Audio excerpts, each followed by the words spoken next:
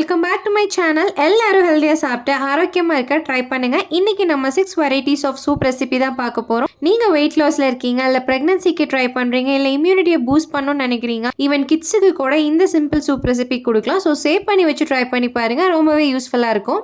முருங்கைக்கீரை சூப் செய்யறதுக்கு ஒரு கப் முருங்கைக்கீரையை நல்லா வாஷ் பண்ணி கடாயில் சேர்த்திட்டு கூடவே 10 சின்ன வெங்காயம், 4 பல் பூண்டு, ஒரு தக்காளி, 1 ஸ்பூன் சீரகம், 1 ஸ்பூன் மிளகு, தேவையான அளவுக்கு உப்பு, 1.5 கிளாஸ் தண்ணி விட்டு நல்லா வேக வச்சு ஆறுனதுக்கு அப்புறம் மிக்சர் ஜார்ல சேர்த்து அரைச்சி எடுத்துக்கலாம். முருங்கைக்கீரையில அயன் கண்டென்ட் அதிகமாக இருக்கனால உங்களோட ஹீமோகுளோபின் லெவலை இன்க்ரீஸ் பண்ண நல்லாவே ஹெல்ப் பண்ணும்.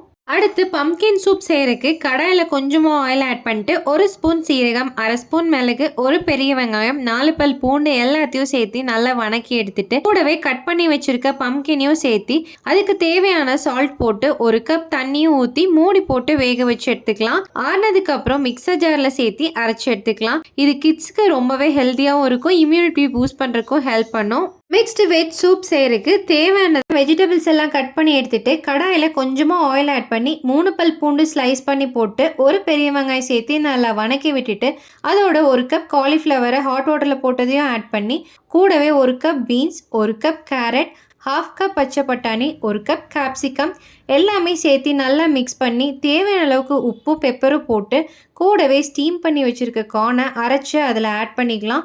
எல்லாத்தையும் நல்லா ஒரு மிக்ஸ் கொடுத்துட்டு காய் நல்லா வேகிறதுக்காக 1.5 கப் தண்ணி சேர்த்து நல்லா கொதிச்சு வரட்டும். கூடவே ஸ்ப்ரிங் ஆனியன் சேர்த்து இறக்கிடலாம். இந்த சூப்பில் ஃபைபர் அதிகமாக இருக்கனால கான்ஸ்டிபேஷனுக்கு நல்லாவே ஹெல்ப் பண்ணும். வாழைத்தண்டு சூப் செய்யறதுக்கு கட் பண்ண வாழைத்தண்டு ஆட் பண்ணி கூட 4 வெங்காயம், 6 பல் பூண்டு, 1 துண்டு இஞ்சி, 1/2 ஸ்பூன் சீரகம், மிளகு, தேவையான அளவுக்கு உப்பு, 1 கிளாஸ் தண்ணி சேர்த்து நல்லா வேக வச்சு எடுத்துக்கலாம். ஆறுனதுக்கு அப்புறம் மிக்சர் ஜார்ல சேர்த்து அரைச்சி எடுத்துட்டு அதே கடாயில கொஞ்சமா ஆயில் சேர்த்து 1/2 வெங்காயம் போட்டு நல்லா வணக்கி விட்டு அரைச்சி வச்சிருக்கதையும் ஆட் பண்ணி கொஞ்சம் வேக வச்சிருக்க வாழைத்தண்டையும் சேர்த்து நல்ல ஒரு மிக்ஸ் கொடுத்து இறக்கிடலாம். வாழைத்தண்டு யூரினரி ட்ராக் இன்ஃபெக்ஷனுக்கு நல்லாவே ஹெல்ப் பண்ணும். கொள்ளு சூப் செய்யறதுக்கு 1 கப் ஊற வச்ச கொள்ளு, 10 சின்ன வெங்காயம், 3 பல் பூண்டு, 1 தக்காளி, 1/2 ஸ்பூன் மிளகு, 1/2 ஸ்பூன் சீரகம், கொஞ்சமா மல்லி இலை, தேவையான அளவுக்கு உப்பு, 1.5 கிளாஸ் தண்ணி சேர்த்து 4 விசில் விட்டு எடுத்துக்கலாம். கொள்ளு நல்லா வெந்ததுக்கு அப்புறம் வடிகட்டிட்டு ஆறுனதுக்கு அப்புறம் மிக்சர் ஜார்ல சேர்த்து அரைச்சி எடுத்துக்கலாம். அரைச்சதை சூப் பதத்துக்கு கரைச்சி எடுத்துட்டு கடாயில அதே சூப்பை ஆட் பண்ணி